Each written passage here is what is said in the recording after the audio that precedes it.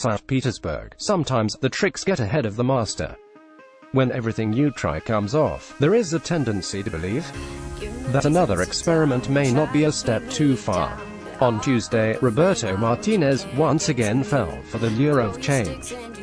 But in the process, he ended up breaking what was in prime condition. Belgium coach Roberto Martinez gives instructions to Nacer Chadli. Reuters against Japan. Martinez's substitutions had changed the game, while Brazil in the quarterfinal was undone by a tactical switch that saw Belgium overrun the five-time champion.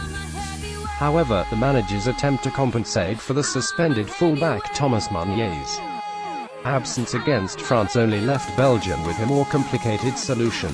Croatia play England at the Luzhniki Stadium in Moscow in Wednesday's semi-final match at 11:30 p.m. After the match, Martinez was insistent that it were the small margins which separated his team from Les Bleus.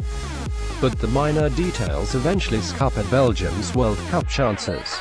To replace Meunier, Martinez picked Nacer Chadli, who was essentially asked to man the entire right flank, while Jan Vertonghen was more in the role of a traditional full-back on the other wing.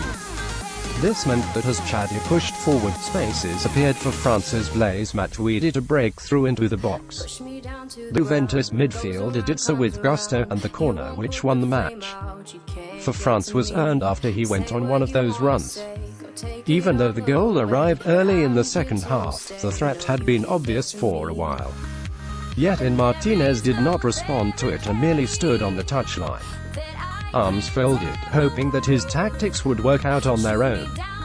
This was strange from a manager who has built his career on an ability to respond proactively to situations. Tournament football is arguably Martinez's strongest suit. His only silverware in club competitions involving top division sides was the FA Cup win with Willian Athletic in the 2012-13 season. It is as if Martinez is more comfortable dealing with every opponent separately, an approach to problem-solving which works best without the frequent distractions of league competition. But even in a format which works best for the Spanish coach, he relies excessively on his own visualization of how a match would play out. Given the resources Belgium has, Martinez can feel confident that his bevy of stars will prove decisive on most occasions. But on a day when Hazard and Lukaku are rendered marginal by his system, it becomes an exercise in hope rather than expectation. After the win over Brazil, Martinez asserted, as a coach, "I have never lost a game tactically, but I lost many on the pitch, and today, it is not about tactics, but the execution of those tactics." The execution certainly was not the best in Tuesday's semi-final, but this was a contest lost in the mind too. Belgium posed plenty of threat but showed little bite in the final third. In the first half, Belgium's lopsided formation offered a glimpse of what it could offer. With Hazard and Chadli running past the French defense early on, there were opportunities to cross the ball too. The 6-yard box fit to Fellaini, who was pushing forward to almost stand parallel to Lukaku. But errors crept in. Vertonghen lost the ball thrice in his own half during the first period, while also being given the occasional run around by French team sensation Kylian Mbappé. Furthermore, direct passes from France kept meeting targets behind the Belgian defense as it pushed up.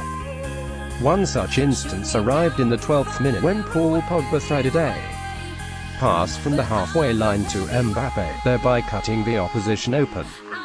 This did not faze Belgium, though, as it dominated possession with Toby Alderweireld symbolizing the offensive outlook. He made no less than 12 passes in the final third during the first half, far more than any other player, in addition to coming close to scoring from a corner. But the forward players were not as threatening. Over the course of the evening, Kevin De Bruyne moved from right infield to a wider position before settling deeper centrally. But his influence was restricted as much by France as it was by the absence of link-up play from Belgium. If Didier Deschamps' players had been more clinical, a goal would have arrived earlier, but the match hinged on a defensive lapse. Eventually, in a World Cup which has seen about 44% goals from set pieces, the decisive moment came through a corner.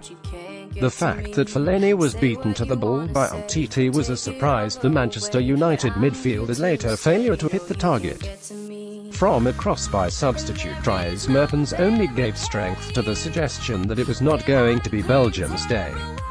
Eventually, Fellaini was subbed off in the 80th minute for Yannick Ferreira Carrasco Martinez, giving up on his grand tactical plan for something more predictable. Hope still glimmered for Belgium, even as the clock ticked past 90 minutes. 6 minutes of additional time remained to find the equalizer. The Red Devils had desperately sought for most of the second half, but a couple of cheap fouls conceded by Chadli and Vertonghen wrote the conclusion to Belgium's World Cup campaign. Another of Martinez's clever plans had failed thanks to the tactical indiscipline of his players and the manager's slow response to the problems that arose on the pitch. For once at least, Martinez had lost the match tactically as well.